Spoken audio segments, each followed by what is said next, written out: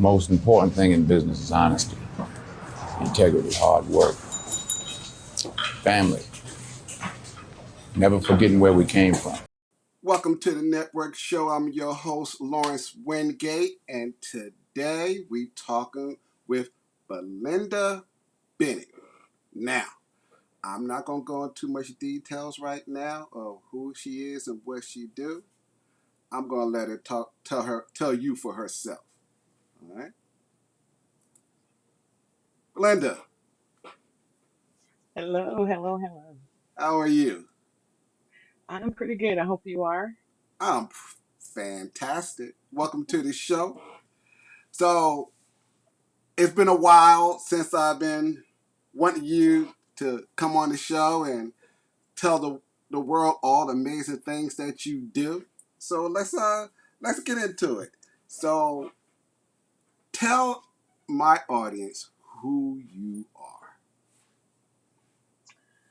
Okay, so he's already introduced my name, Belinda B. Bennett. I am a veteran, Army veteran, something that we have in common as far as military lifestyle. And I am married of 31 years, 10 grandchildren, 4 children. And so I have become an entrepreneur. I became an entrepreneur several years ago, decades actually, while still working. And I like to help others when it comes to building their business. I am a notary public, and my concentration right now is helping a lot of the notaries in the state of North Carolina be more proficient as notaries for the community. And again, that is something I'm really, really passionate about.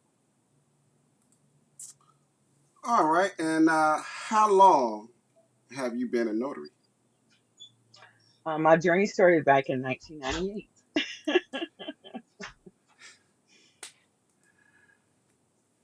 So before we go deep into what notaries are, let's go prior to that. When did you decide that you wanted to be an entrepreneur?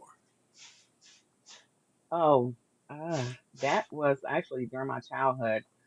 Just growing up, I can't remember how old I was, but I knew I liked the idea of teaching. I would force my brother, that's just a year younger than me, to be the student, and I was the teacher. And I always had this vision of myself in like a business suit with a briefcase, with heels on. That was a vision I remember very, very strong when before I was a teenager, actually. So that was again a thought, a vision back then that definitely changed over time. But full circle moment, here we are. So it is really an amazing thing to think about how strong our minds are when it comes to thoughts and processes along the way that does actually resonate and have meaning long term, even when you're not really thinking about it until you have an opportunity to reflect. And so I think it is one of my aha moments when I can connect the two. All right, all right. So once you started into your journey as an entrepreneur, did you go into it thinking, okay, I'm going to do everything right? Or were you scared of what the possibilities may be? It's been so long ago. Um, I know I had thoughts of what I wanted to, or at least I thought I knew what I wanted to actually incorporate as a business. It was more of knowing that I was well versed in many things that was business related. I was excited actually to have something that was of my own. There were times of uncertainty. There were times that I was nervous when it came to working with the customer because they were relying on me. And over time, and I would say it was very a short period of time, me building different processes and systems really did help me build my confidence, as well as knowing that I was bringing value to someone else on levels that they were not well versed in, but I was. And that I feel is what anchored the way I build from there, to help others to, again, know that I had something that was needed. Okay. Through all the nerves and all the uncertainties, what was that driving force that kept you going? Oh, the driving force was knowing that I didn't want to actually work for an employer for a very long time, and to find ways to um, make ends meet, because knowing my value on my job didn't equate to what I felt I could actually contribute independently. But it couldn't stand alone at that moment, because financially speaking, when you start a business, you're going to actually be in the negative, usually when you're starting to build.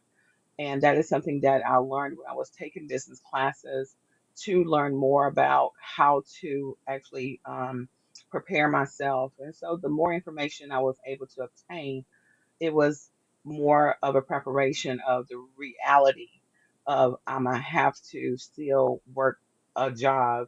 Um, and I still loved a lot of the jobs I did work in as an employee. It's just over time I realized it is not going to be my lifestyle Hmm. permanently, because I really did have that yearning to do things independently, and knowing how I could navigate and move more freer than what I would be able to do on a job. So my driving force was knowing that I had a vision, and I was able to see others navigate in that space of entrepreneurship, and it looked very successful. But of course, they all had a backstory. Right. Just one that they were able to become successful over time, though, I knew I could do that as well. Okay. Did you come from an entrepreneur family or been around a lot of people who own their own businesses? Growing up, no, I um, came from a very poverty lifestyle, I would say, growing up. We were one family surrounded by other families that looked nothing like us.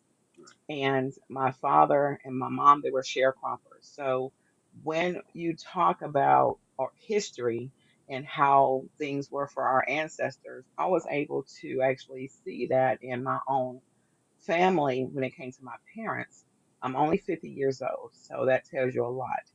And coming from that area of the state, it was humbling. We worked very hard. We learned how to labor earlier in life, just because everyone who was had the ability to do something did, and it was again a family um, responsibility to help wherever there was a need. And again, I come from humble beginnings. I don't know why the thought of doing something independent of my own was something so strong, because I did see, again, my father, my mom worked for someone else all my life, as well as my siblings that was older, and they actually were the ones that was a driving force. I think in many ways, educationally wise, both of my sisters got or earned All um, right. scholarships for college. During my high school years, I realized before 12th grade I did not want to go to college. That was just not going to work for me, Right. just because of experiences I had in high school. And it was just, again, I could not really identify what that was, other than having a recruiter in the Army come to me, talk to me about my ASVAB scores, speaking as how impressed he was with my scores and how well I could do in the military. And that was a way for me to escape from Right. the life that I lived, of knowing that I did not want to. work on a farm. I knew that I did not want to work for textiles or anything like that when it came to what was presently an option for me down home. Not to put any of that down because all of that was hard work. But it was just something that I felt was not meant for me to have as a lifeline for my reality. And military was a time to allow me to get away from that small town where I can still learn a lot more when it comes to trade and know that I did not have to be boxed in Right. in a place where I was limited to what all I could do. And so that was my outlet when it came to the opportunity of how I could get out of the current situation. Right. So, how many years did you do in the military? I actually only had served my first term. I didn't reenlist.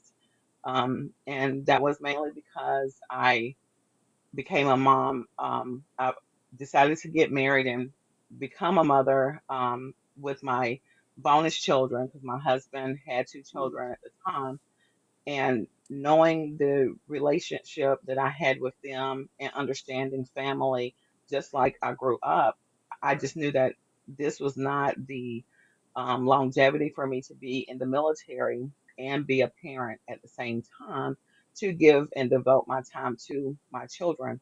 And so that was the reason why I did not move forward. And I actually decided to get out early just because my husband, his ETS was a year earlier than mine would have Mm, been. And we got out around the same time frame. So that's the only reason why I didn't make a career out of being in the military because parenthood became right. first and priority for me. That's what I'm talking about. You know. So now that you served in the military and you recognized you didn't want to work for anybody, how did your time in the military to where you did want to work anybody translate into doing what you're doing today for Belinda Baker Bennett LLC? Matter of fact, let's talk about that. Let's talk about your company because I know it's several things that's going on within BBB LLC. Let's talk about that. Okay, so it has not always been my name, LLC.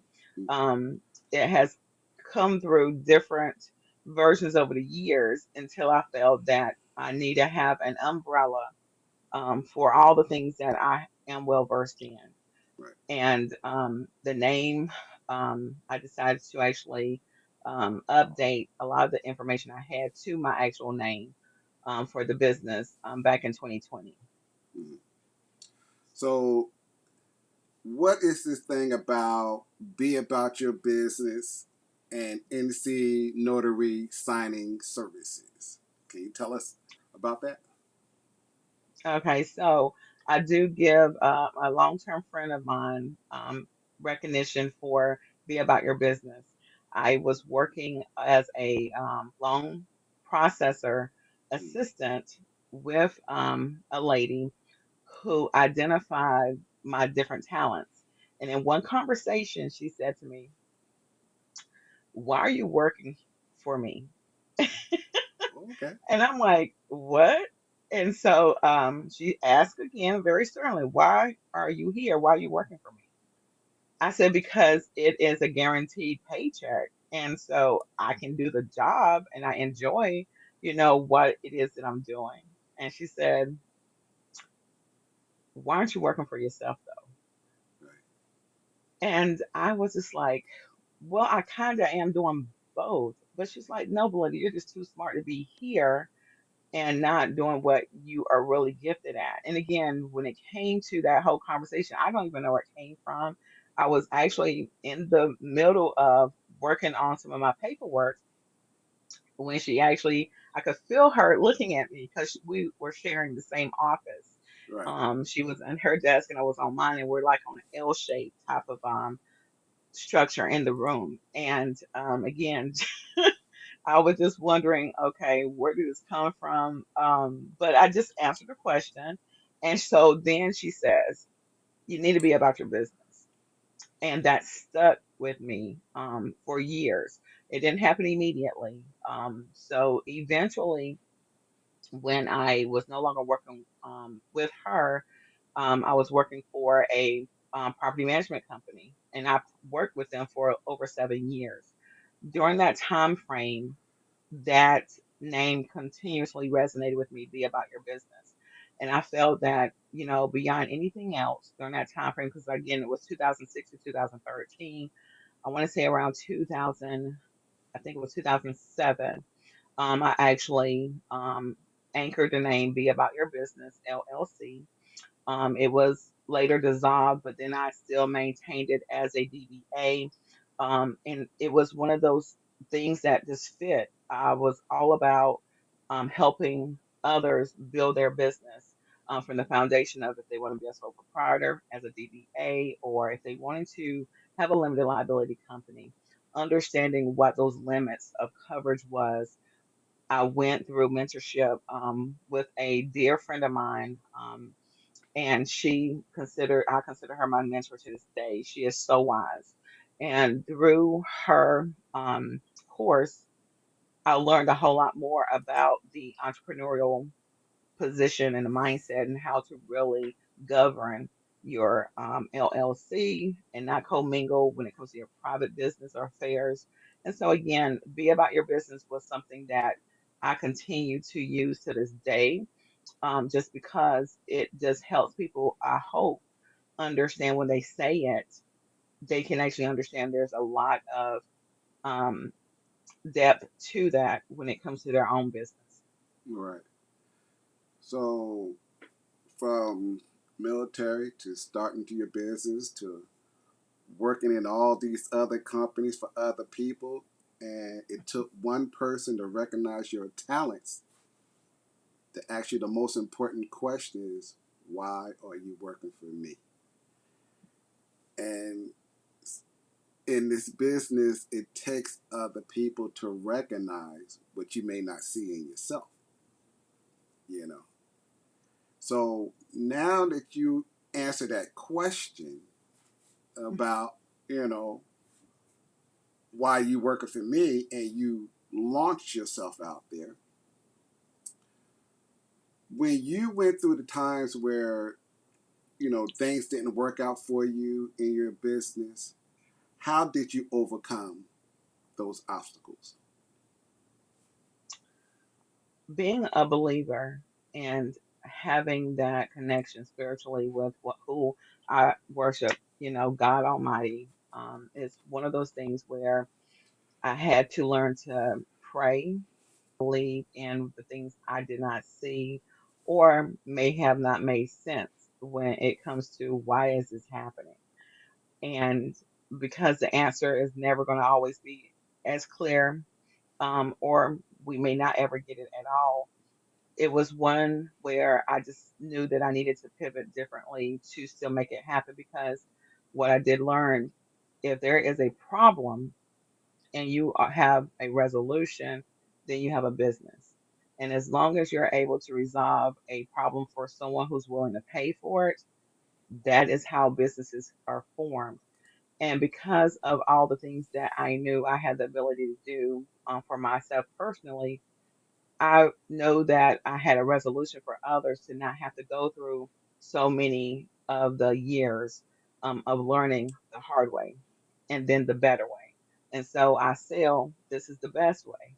And that is how it all worked for me as far as getting back up, trying to figure out something else to do to improve upon when something else was not working out as well. And most of it was just the lack of understanding how to communicate or market myself at that time, and then learning the different personality types that we normally will actually learn many times in business. So you know how to actually talk to almost anyone and really get Right. through your message. So it was again having a lot of self-taught books that I would actually listen to Audible, as well as just gaining a lot of books in my library over the years that really did help me position myself better. All right. So now that we heard some of the things you did in the past, some of the things Hmm. that you're currently doing, let's talk about, you know, what you, the love that you have for notary.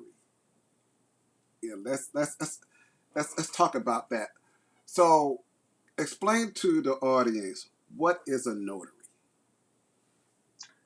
A notary public is a public official that helps the public with a lot of their legal documents to have them notarized. When a document is notarized, it actually helps authenticate that particular document to carry a lot of weight legally to protect the family based on the reason why they're having the documents put in place. For example, if a person has a living will, it's giving another person the autonomy over their life if they're incapacitated, meaning they cannot talk, they cannot actually help or do for themselves, and they're trusting another person to do this for them in the sense of sharing with them what their wishes are on documentation. Once that document is but notarized as well as witnessed by two people, it validates exactly what this person wants for themselves if something was to happen. So this is just an example of how important having a document notarized is going to honor a person's wishes when it comes to that particular type of document. But again, to be a notary, we are here to actually help prevent fraud and forgery. That is really one of our main responsibilities to make sure that different documents are not just being issued or submitted and it does not validate or prove someone's honesty because it wasn't notarized. So we have a lot of responsibility. We swore under an oath, just like in the military. We Right. also have to swear under an oath to protect the country and do exactly what the call of duty is required for us to do. This is almost similar in that way that we have a responsibility to the people that we serve and we answer to the legislation when it comes to the North Carolina notary laws, when it comes to how we perform our duties. Did notary choose you, or did it, or did you choose it? It kind of chose me because I was working for the Department of Social Services, and in the position I was in, it required me to be a notary because of I was working for the front end of the company where there were a lot of affidavits that were coming through, and I would be the first person that they would see. And in that position, I was told I would need to become a notary for that reason because I would have to pull someone from the back that was a notary to handle a lot of the documents in the beginning when I worked in this position and they paid for me to actually take the class. Now, of course, I had to pass it, and I passed it with a 95%. So I was able to go through the processes to be commissioned, and then that's how it all began. All right. I mean, that's a great way to start. You know, so from my research, notaries has been around for decades, right? It has, Yeah, yes, yes, centuries even. yeah, centuries. Explain to the audience about your journey from when you started to the position that you hold today. Do we have time? All the time you need. So, again, Notary chose me because of the position I held back in 1998. And I decided to continue my commission. The terms are 5 years, and so I don't have to recommission until every 5 years. Um, and there was that time frame where I left the Department of Social Services and started working for the mortgage company where I met my close friend, um, who asked me about why am I here. So this was back in 2005. I had my son, and that's how we met. My son, and I had my son in 2003. I met her in 2003 because our children were both in the NICU. They were both premature. And again, our kids, it's amazing how our children bring you close to other adults because of them. And that was the case in this situation. And again, as we continue to actually form a relationship, I work for her. There was a situation where the closing attorney that worked for our company, she needed a notary because her paralegal had to leave because she had an emergency going on in her family. But there was a closing that needed to take place at a certain time and day, and she was like, I need a notary. So she was talking to my girlfriend at the time that actually I was working for. And she said, Belinda, you can help her. You're a notary. And I was like, yeah, I can. What do you she was able to go over with me exactly. And at that point, I was able to um, use my notary position in a different light because I've never had notarized these types of documents before. Now, the truth of the matter is, as a notary public, we would treat most all documents the same because it's one thing that we need to really identify with. However, there was a whole lot of those in one stack of documents. So I was just like, wow, okay, this is a lot of paperwork. And the interesting thing is, I've been working with these papers all this time as a processing assistant. So it wasn't like new documents. I just looked at them from a different lens because now I'm notarizing these things. And she had told me exactly what I needed to do. And at that point, to do. It was just, again, going through the process and seeing her being able to identify and explain the documents to the buyer, how they need to actually understand anything that they had a question of. And I just actually put them under oath when it was necessary and administered the oath or affirmation to them and then notarize the document. And I just thought that was really unique. And so it was not until she showed me on the HUD settlement statement what part of that monies I am actually benefiting from for being able to notarize these documents. And it was several $100s. And I was like, wait a minute, are you serious? And she's like, "Mhm. This is set aside for notaries and anyone that is actually part of the settlement um, position for this loan." So again, her just sharing it with me, and I'm like, I'm all about finding ways that I can bring more money into my household. And so that was a no brainer for me. I was All like, right. okay. And then I looked into getting more training for just doing that. And the person who actually taught my initial notary class, she also taught how to be a signing agent to facilitate loan closings. So to actually have that again, another full circle moment to go back to her, to have her teach me, and she became more like a mentor, and she didn't realize over the years. And so everything that this woman at the time created, I was able to adopt and actually move forward. Not in 2005 with it, but it was 2015 when that moment of clarity came to me, where notaries were asking a lot of questions, and I wasn't understanding why they were so disconnected with the information I felt was common knowledge. I realized there was a lot of things that had changed with the publication over the years that they didn't have access to that I did. And because of that reason, and I realized they were almost, um, I want to say handicapped, because they did not have the things I felt they should have in this position where people rely on us to know exactly what we need to do, but a lot of notaries did not have that connection. And this is how I formed the Confident Notaries of North Carolina Facebook group in 2020. And that developed to be more. of trainings that I was able to create. The creation of the signing agent course, though, came into place in 2018. I had my first set of notaries that I taught how to actually um, go through a signing appointment, what they need to identify, what their responsibilities were, and that's how that started with the teaching aspect of it.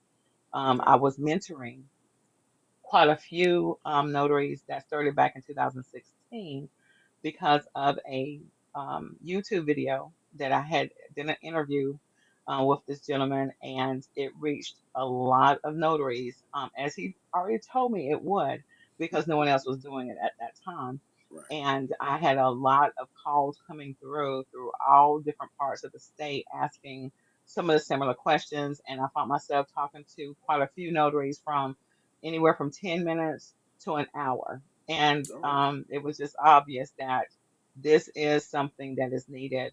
And that's how, again, the visions started growing and me starting to work through how to create something that was obvious, obviously needed, but something that I knew I could do because no one else was at the That is awesome to go from point A to point B to C to training, all these things. So, how did you get the position where you at now, being the top person in the state? And what's the time. position Okay. title? I am the president of the North Carolina Notary Association. I am serving my first term. The second term, I am running for the second term this year. And that became an opportunity just because of my activity level in a Facebook group. The Secretary of State has a public Facebook group where notaries are able to ask questions, also collaborate. And there was a lot of the questions that I, again, identified was like, why are they not familiar with this information? And so I started to engage and answer the questions, but beyond answering the questions, I will show them or I will say where they can find the information factually. In order for people to learn, in my opinion, they should not be taking anyone's word for it. They should know exactly where to find it so they can actually have factual support when it comes to knowing that this is not someone's opinion. And I felt that looking at a lot of the comments, it was confusing because a lot of people were sharing their opinions versus facts. And this is what I like to anchor my teachings from is where do you find the information to support yourself in what you should know how to do, what you can do. And it again was very important for me to do that. The There was a lady who actually um, contacted me through my messenger and asked me, "Why aren't you a teacher?" And so I was like, "Well, I did inquire. I looked into it, and it seemed like it was a very challenging thing to do. It's almost like you had to be in a certain group of people to be selected. At least that's how my journey was when I first looked into it in 2016. Now, again, this is in 2020. So she had shared with me that she was a current um, notary instructor. She was actually in the process of, no, she told me that she was a former instructor and she had retired in 2018.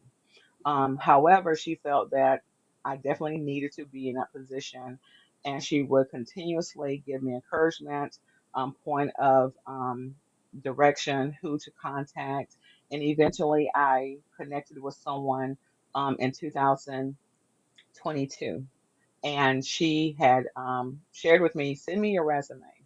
And so I sent the director of this particular community college my resume, and that's when the process began. She submitted the information to the Secretary of State's office, and we're hiring a notary, and we need her to get certified so she can actually teach for our community college. Mm, And from there, the person that's under Ozzy Stallworth, which is the director of the Notary Enforcement Division, contacted me, and that's when the process started. All So, right. long story short, I became an adjunct certified notary instructor in 2022.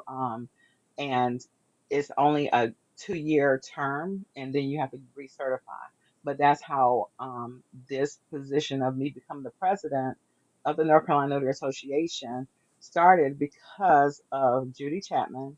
She is the lady who actually approached me in my DM, and she's also the founder of the North Carolina Notary Association from 1999.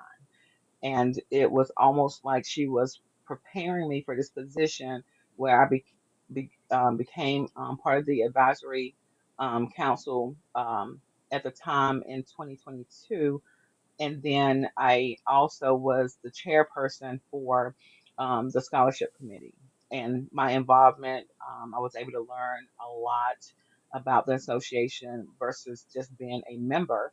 And Mm, it was, again, very eye awakening of this is something that notaries really do need. But it was just one of those things where I knew I was an asset because of a lot of the things I had already been familiar with and involved in as a notary public, and understanding this is bigger than me. It right. has always been bigger than me, but I am part of the puzzle to actually help make sure everything is clear when it comes to the picture. So um, that's how it started. All right. All right. All right. So, how does it feel to have people in your past and current see your potential and set you up for success? I can describe it in one word, and it's humbling. Yeah, I could imagine it is because it's for so long. So many people get don't get looked at all, or get looked over, or not seen, and so to hear your story, to see the people that said something to you, that saw your potential, led you on the journey where you at today. You know, Yes. so now it makes sense.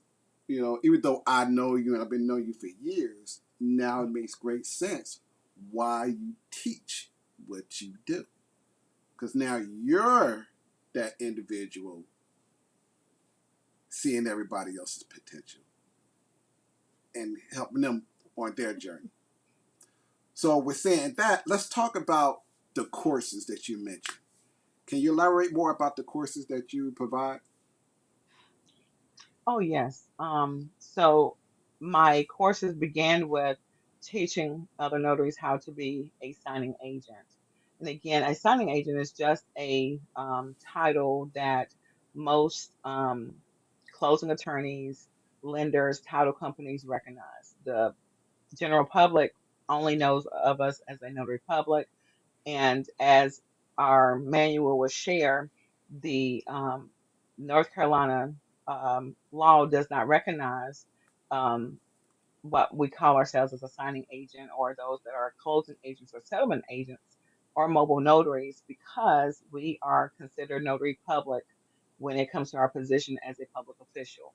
These help identify us in these positions for being recognized with, again, title companies, lenders, and attorneys that actually facilitate or better yet do the closings for a real estate loan. And this is, again, something that is needed when someone is doing any type of loan transaction for real estate. That, again, is how it started as far as me creating a curriculum that I adopted from the person who taught me. I added other things that was more updated during this time frame. And again, 2018 was my starting point.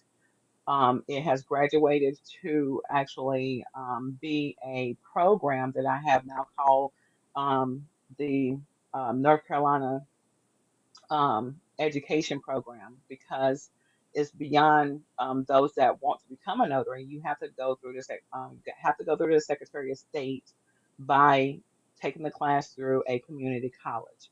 There are 57 or 58 community colleges in the state of North Carolina, but you have to call to see who is actually offering the notary public courses. You don't become a notary just because you take the class. You have to pass the exam of 80% or greater, and then you go through that process of submitting your application to the Secretary of State's office. They will appoint you, if you are able to move forward to the next step, to go to the Registry of Deeds to be able to be official by taking your oath of office. And then you are now able to move into helping people get documents notarized. Now, beyond that, again, the class is only less than 8 hours. It's a lot of information in the manual, and that's not enough time for anyone to receive all the information that they need to actually understand along their Right. journey as a notary. I always encourage continuously study. My phrase that most notaries know is always be learning, Mm-hmm. because this is an forever learning process with the different legislation changes in the laws, and something that we are responsible for knowing. And my goal is to always be able to make sure notaries get the information as soon as I receive it. For those that may not be on the email list with the Secretary of State, but with the breakdown of the classes, if someone wants to become a signing agent, I first want to make sure they know how to notarize documents when it Right. comes to distinguishing an acknowledgement from a jurat. That is the only term jurat you will hear is when I'm explaining something to notaries, because the general public, they're never going to see that word. Right. So they just know that they need something notarized. Well, I created a class or workshop that covers all of the various documents that most notaries will come across in their journey of how to notarize these documents. I go through a refresher to help them understand terminology. Once you understand terms and definitions, this to me helps you really be able to navigate in any space when it comes to a career or an industry, because you can speak the language. If you understand conversation with those terms, again, you can definitely just work a room when you actually are around different people who's having conversations dealing with real estate. Right. So I try to, again, bridge that gap by showing notaries how to go through the exercise hands on to notarize these different documents. They now learn exactly what to prepare for when they're working with a customer with more confidence and more proficiency, because they have been doing the exercises and the training. And if for some reason they feel like they're not sure about something, they do have the access to me to call, text, so that I can help work them through whatever the situation is so they can move forward. Right. I believe in being continuously a support system for them as much as I can. And the goal is to really make sure that, again, they have access to something that's relatable. It's not in their manual, but for me, they now have a mock document that they can refer to still effectively do their job. And Okay. so I have a 2-day workshop called the NBA, and that's an acronym for Notary Basic Accelerated, All right. because it's basic information, but it's excelling because now they're getting the documents, they're getting a lot of the resources that's going to help them navigate in real time when they're out in the field helping their customers. So notaries aren't just limited to just the real estate, right? It's also as long as dealing with some type of legal document. Yes, it could be a handwritten letter and it can still be notarized. So if Okay. someone says, I need someone to take care of my dog while I'm out of the country, Okay. that could be a written letter notarized with the person get permission, so that way they can take that notarized document to the vet where they can actually now help take care of the dog's need when their caregiver is actually out of the country. So Right. it's just something as simple as that, but it legalizes that document to carry weight when it comes to what someone's wishes is Right. for something. Okay. So, what are the qualifications to become a notary? It's The like a minimum qualifications, age limit. yes, you have to be 18 years of age or 16, that shows proof that you've been emancipated, so that again you Mm, are able to still be able to show independently you have the ability to work in this capacity. So that is one of the caveats of age. You cannot have a criminal background record on certain types of offenses. mm, So the book actually identifies exactly what that list is. What I can share with those that may have a past conviction, if it's expungible, then if you expunge it, then it's no longer considered a thing. It's no right. longer there. So you can again move forward with going through the process of becoming a notary, by registering at any of the community colleges. You can do some online classes depending on the college, or you may have to be in person in an actual classroom. You have to have the latest publication. It's mandatory to have. You have to have your state ID for the instructor to identify you in the classroom. Mm, And again, you have to pass it with an 80% or greater when it comes to the exam. When it comes to how to position yourself in North Carolina, you have to either be a resident, where you're now going to be at the register of deeds of your residential location, or you have to work for a company in North Carolina that wants you to become a notary, okay. or have a business of your own that is operating here in North Carolina to become a notary. All right. So, through many conversation that you and I have, you have also mentioned South Carolina as well. So, in your position, do y'all oversee things in North Carolina and South Carolina, as far as training and information sharing, or is just strictly North Carolina? So I recently offer services to South Carolina notaries that may be dual, where they are a resident of South Carolina, they're commissioned also in South Carolina, but because they may also work in the state of North Carolina, they need to know the laws for both states, which are always different. There's a lot Mm, of similarities, there's a whole lot of differences. So I do help those South Carolina notaries that want to take my various trainings. And this is something that I offer and extend to only South Carolina beyond North Carolina, because there's other state notaries that have reached out to me for mentorship, and I have to decline because my philosophy is I am commissioned in the state of North Carolina. This is what I know. right. I am not in another state to actually know their laws to notarize for another state. So I try to make sure that is very clear and very transparent when it comes to the information I share. I would love to be able to do that. If they Mm, have a business now, that's a whole different story. I can help them, when it comes to just business basic information and how to set themselves up, even though they still need to follow their state laws. So that's always going to be what all people, if they get anything out of the conversation, is know your own state laws when it comes to how you move and what it is that you're doing in that state. so, for people in Rock Hill, Fort Mill, or York County, South Carolina, this be some great news for them who wants to become a notary that resides in South Carolina but work here in North Carolina. That's what you Right. All right, all right. So it's come to the end of the show, but why don't you tell people how they can get in contact with you or connect with you on your social media? Okay, so please follow me on my YouTube channel. All right, it's at NC Notary Coach. I'm also on Facebook. My tag is usually at NC Notary Coach. That's what I go by when it comes to the notary community, because I also coach notaries. And this has been a very, again, a humbling experience to be able to help notaries in this way because it's a need.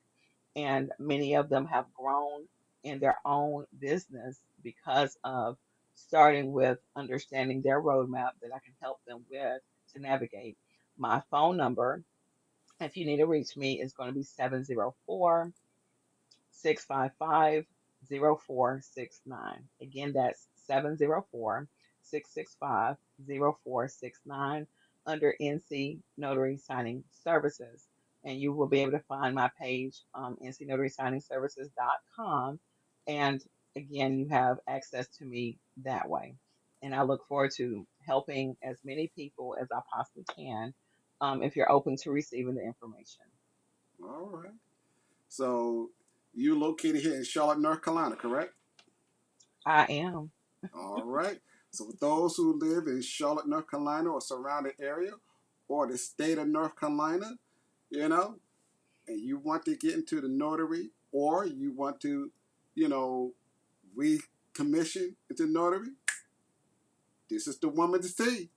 You know, you already got her social media, you got a phone number, use it.